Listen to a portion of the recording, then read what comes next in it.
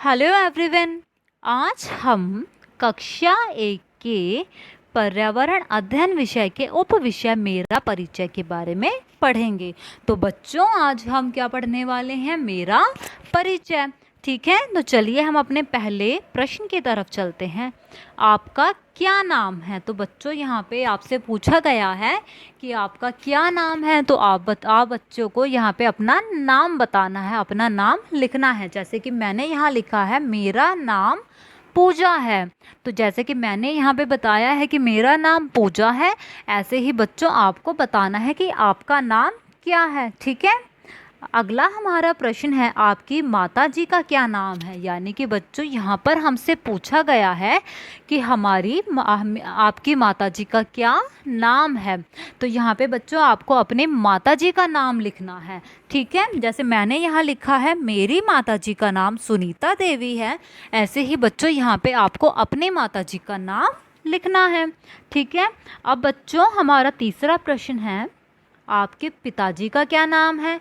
तो बच्चों यहाँ पे आपसे पूछा गया है कि आपके जो पिताजी हैं, आपके जो पापा हैं, उनका क्या नाम है। तो यहाँ पे आपको अपने पिताजी का या अपने पापा का नाम बताना है। जैसे मैंने लिखा है मेरे पिताजी का नाम राम सिंह है, ऐसे ही यहाँ पे बच्चों आपको अपने पिताजी का नाम बताना है। ठीक है। अब फिर हमसे पूछा गया है आप कितने साल के हैं? तो बच्चों यहाँ पे आपको यह बताना है कि आप कितने साल के हैं।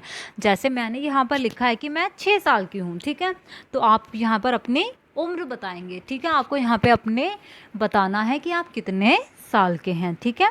अब हम चलते हैं बच्चों अपने अगले कार्य की तरफ। अपने परिवार के सदस्यों की तस्वीर चिपकाएं। तो यहाँ पे बच्चों आपको क्या करना है?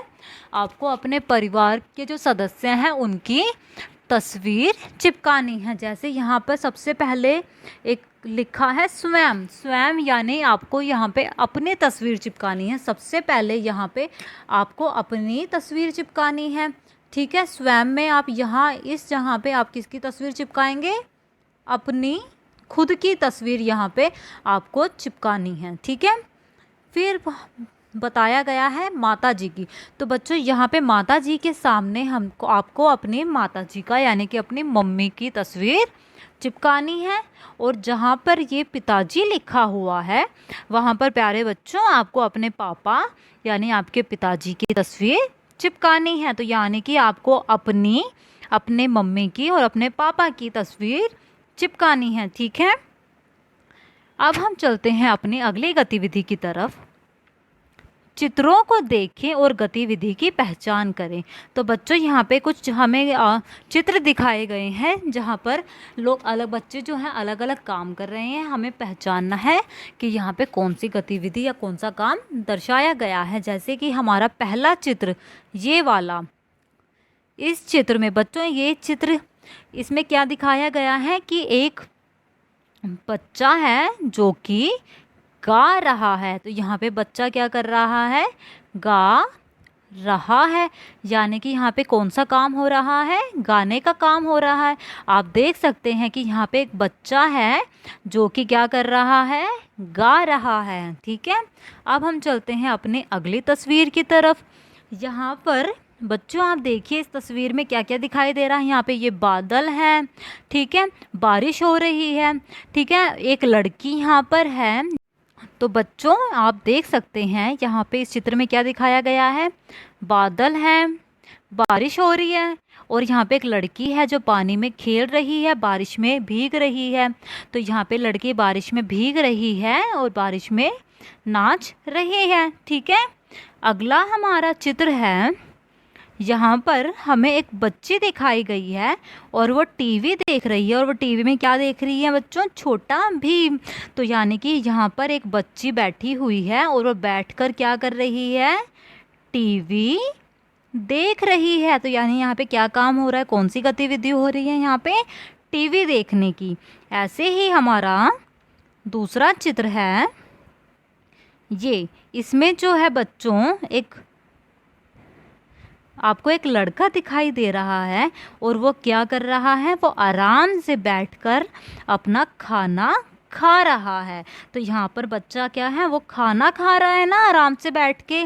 तो यहाँ पे कौन कौन सी गतिविधि हो रही है, खाने की गतिविधि हो रही है, खाना खाने की। ठीक है, अब हम देखते हैं अपनी अगली गतिविधि। इसमें क्या है बच्चों, एक बच्चा दिखाई दे रहा है जो बैठा हुआ है और उसके हाथ में कलम है और सामने एक कागज है जिस पर वो कुछ लिख रहा है। यानी कि यहाँ पे ये बच्चा क्या कर रहा है, बच्चा लिख रहा है। ठीक है, अब आती है अगली गतिविधि।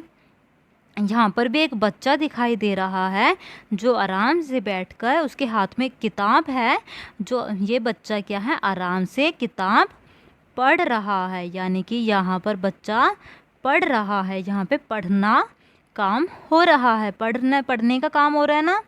अब अगली गतिविधि है, यहाँ पे एक बच्चा है जो क्या कर, उसके कंधे पे बैग लटका हुआ है, वो स्कूल की उसने ड्रेस पहनी हुई है, उसने स्कूल की ड्रेस पहनी हुई है और वो क्या है, बच्चा स्कूल जा रहा है। तो बच्चों यहाँ पे बच्चा क्या कर रहा है, स्कूल जा रहा है। ठीक है, अगली हमारी गतिविधि है, ये इसमें क्या दिखाया गया है इस चित्र में बच्चों की, एक छोटा सा बच्चा है जो पानी में नहा रहा है। तो यहाँ पे बच्चों पानी में नहाने का काम हो रहा है ना।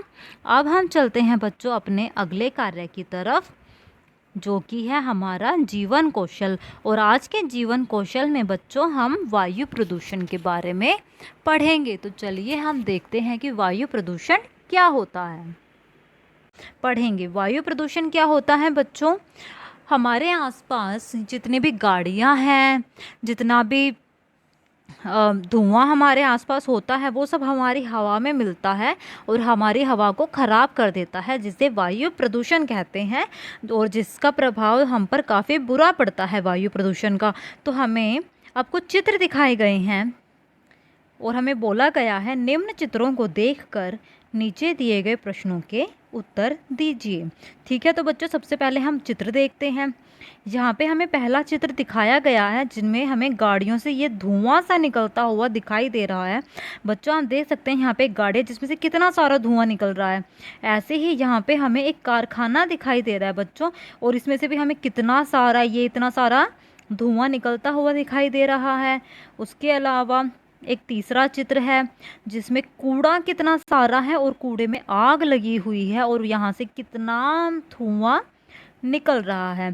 ठीक है, और एक चौथा चित्र है, वो है, ये है बच्चों एक ज्वालामुखी जो फटा और इसमें से कितना सारा धुआं, ये देखिए इतना सारा धुआं ये निकल रहा है। तो बच्चों ये सब क्या है, ये धुआं जो निकल रहा है, इसके चित्र हमें दिखाए गए हैं। अब हम देखते हैं हमारा पहला प्रश्न क्या है। उपरोक्त चित्र क्या दर्शाते हैं। तो बच्चों ये जो चारों चित्र थे ये हमें क्या दर्शा रहे हैं, ये हमें वायु प्रदूषण का संकेत दे रहे हैं कि वायु प्रदूषण कैसे होता है। यहाँ पे ये गाड़ियों से धुआं निकल रहा है, कारखानों से धुआं, ये जो कूड़े में आग लगी है इससे धुआं, और ज्वालामुखी से जो गैसें निकल रही हैं इनकी वजह से जो है हमारी हवा जो है दूषित हो रही है। यानी कि ये चित्र वायु प्रदूषण को दिखा रहे हैं कि ये चित्र क्या दिखा रहे हैं कि हमारी जो वायु है वो कैसे खराब होती है, कैसे दूषित होती है। धुआं, हमारा दूसरा प्रश्न है धुआं कैसे उत्पन्न होता है। तो बच्चों धुआं कैसे उत्पन्न होता है, जंगलों में आग लगने से, कूड़ा जलाने से और गाड़ी और कारखानों से धुआं उत्पन्न होता है। तो बच्चों धुआं कैसे उत्पन्न होता है, जब हम जंगलों में आग लग जाती है तो जो लकड़ी जलती है उससे जो है धुआं निकलता है, कूड़ा जलाते हैं तो भी कितना सारा धुआं निकलता है, और गाड़ियों में से जब गाड़ी चलती है तो उसमें जो पेट्रोल होता है वो जलता है और उसमें से धुआं निकलता है। कारखानों में इतना सारा गैसों का इस्तेमाल होता है जिससे भी धुआं निकलता है। तो यानी धुआं उत्पन्न कैसे होता है, जंगलों में आग लगने से, कूड़ा जलाने से, गाड़ी और कारखानों से धुआं उत्पन्न होता है। ठीक है, अब हम चलते हैं अपने तीसरे प्रश्न की तरफ। धुएं के स्रोत क्या क्या हैं, यानी कि धुआं किन किन स्रोतों से निकलता है, यानी धुआं किन किन चीज़ों से निकलता है। जैसे कि कारखाने से निकलता है, गाड़ियों से और जंगलों से। जंगलों में जो आग निकलती है वे क्या है, धुएं के स्रोत हैं। यानी कि धुएं के स्रोत क्या है, कारखाने, गाड़ियाँ और जंगलों में लगने वाली आग है। ठीक है, अब हम चलते हैं अपने प्रश्न संख्या 4 की तरफ। वायु प्रदूषण को कम करने के लिए क्या क्या किया जा सकता है? तो बच्चों, वायु प्रदूषण को कम करने के लिए हम क्या क्या कर सकते हैं? कारखानों से जो धुआं निकल रहा है हम उसे कम कर सकते हैं, और हम कहीं पर भी कूड़ा ना जलाएं, और जहाँ तक हो सके हम पेड़ लगाएं, ज़्यादा से ज़्यादा पेड़ लगाएं, तो हम क्या है, वायु प्रदूषण को कम कर सकते हैं। यानी कि हम सड़कों पर जो गाड़ियाँ हैं उनको कम करके, उनके धुएँ को कम करके, कारखानों से धुआं जो निकल रहा है उसको कम करके, और ज़्यादा से ज़्यादा पेड़ लगाकर हम क्या कर सकते हैं, वायु प्रदूषण को कम कर सकते हैं। ठीक है, तो बच्चों आज की कक्षा में सिर्फ इतना ही। अब हम अपने अगले कक्षा में मिलेंगे। मैं आशा करती हूँ आपको ये कक्षा पसंद आई होगी। धन्यवाद।